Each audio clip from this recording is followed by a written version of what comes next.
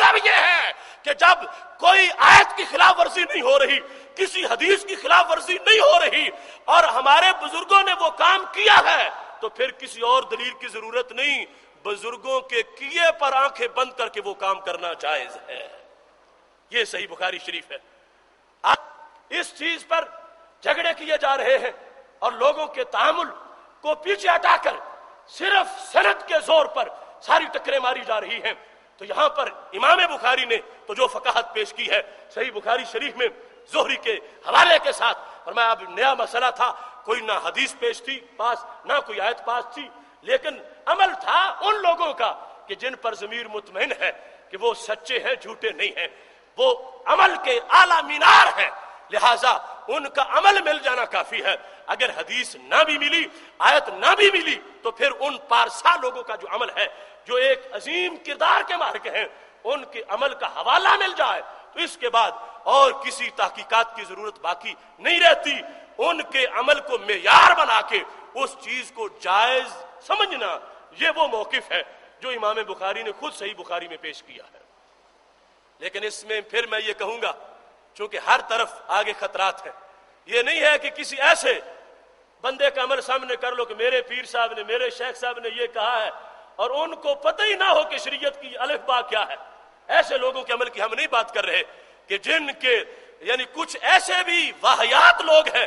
قرآن و سنت کی کوئی حیثیت سامنے نہیں رکھتے، پیر کا فرمان میرے پیش نظر ہے، پیر نے کہہ دیا ہے تو میں کہہ رہا ہوں۔ ایسا قول جو قرآن کے منافی ہے، سنت کے منافی ہے، وہ ہزار پیر بھی کہتے رہیں، ان کی کوئی حیثیت نہیں ہے۔ اس پیر کو ہم پیر ہی نہیں مانتے، ہم اس مقام کی بات کر رہے ہیں کہ جس مقام پر قرآن و سنت میں خاموشی تھی، اور وہ عمل نہ قرآن کے منافی تھا نہ سنت کے منافی تھا، اور وہاں پر ان لوگوں کا عمل پایا گیا جن پر ضمیر مطمئن ہے، نہ وہ ریاکار تھے اور نہ ہی وہ دنیا دار تھے، نہ وہ حوث زر کے مریض تھے، اور نہ ہی ان کے افکار شوگر زدہ افکار تھے، وہ بالکل روشن سلیم العقل اور سلیم الفطرت، وہ صوفیاء، وہ علماء۔ ان کا عمل جب مل گیا اور اس میں کوئی شریعت کی مخالفت نہیں ہے، اگرچہ اس عمل کی کوئی دلیل نہ بھی ملے، امام بخاری ان کی اس عمل اور تعامل کو بھی ایک دلیل سمجھتے ہوئے پیش کر رہے ہیں کہ اس کے بعد انسان کو کوئی بے چینی نہیں ہونی چاہیے، آنکھیں بند کر کے اس عمل کو کرنا شروع کر دینا چاہیے۔ محتشم سامعین حضرات، اب اس سلسلہ میں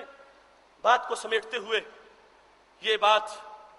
آپ کے سامنے واضح کر رہا ہوں کہ یہ رائے استعمال ہوتی ہے تو اس سے جا کر پھر فقہ کی سوغات تیار ہوتی ہے، اور رائے استعمال پورے دین کا مدار اس پر ہے۔ ابن قیم نے بھی اس بات کو تسلیم کیا اس جلد نمبر 1 اعلام الموقعین کے اندر کہ خلافت کا مسئلہ اہل سنت میں کتنا جو اہم مسائل میں سے ہے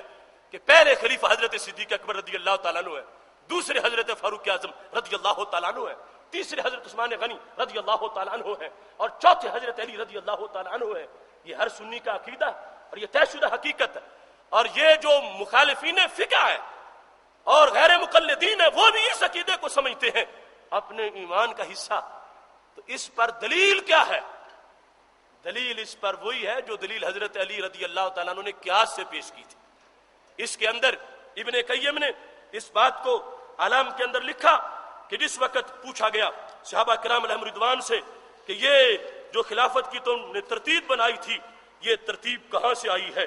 یہ ترتیب کیسے ملی ہے؟ تو اس ترتیب کا انداز بھی سوائے رائے اور قیاس کے کچھ نہیں ہے۔ حضرت علی رضی اللہ تعالیٰ عنہ سے جب کوفہ میں کسی نے پوچھا علی نمبر تمہارا پہلا تھا، چوتھے نمبر تک تم انتظار کیوں کرتے رہے؟ تو انہوں نے فرمایا نہیں، نمبر میرا چوتھا ہی تھا اور میں چوتھے کا ہی مستحق تھا اور پہلا نمبر میرا نہیں تھا۔ دلیل کیا ہے؟ فرمایا میں حاضر بھی تھا، میں صحت مند بھی تھا۔ نبی علیہ السلام نے فرمایا تھا مرو ابا بکر فلیصلی بالناس، میرے مصلی پر کھڑا کرنے کے لیے ابو بکر صدیق کو بلا کے لے آؤ۔ تو میں نے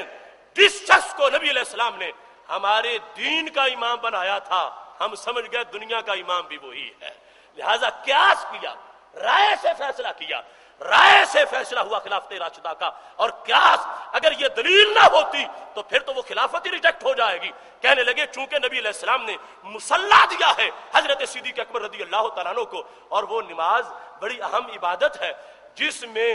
آگے کھڑے ہو کے جس نے صحابہ اور اہل بیت کو نماز میں قیادت کرنی ہے، حضرت علی رضی اللہ تعالیٰ عنہ کہنے لگے میں سمجھ گیا ہوں جو دین میں ہمارا لیڈر ہے سرکار نے دنیا میں بھی ہمارا لیڈر بنا دیا ہے. یہ رائے اور قیاس کا انداز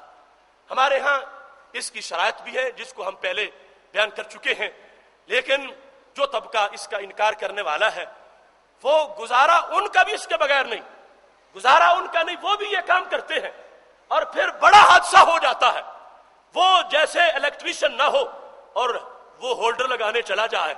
تو لٹکے گا نہیں تو اور کیا ہوگا. ایسے ہی ساری زندگی تقریریں کی ہو قیاس کے خلاف اور فقہ کے خلاف، اور جب مشکل پیش آ جائے اور پھر قیاس کریں تو پھر کنویں میں نہیں گریں گے تو اور کیا ہوگا.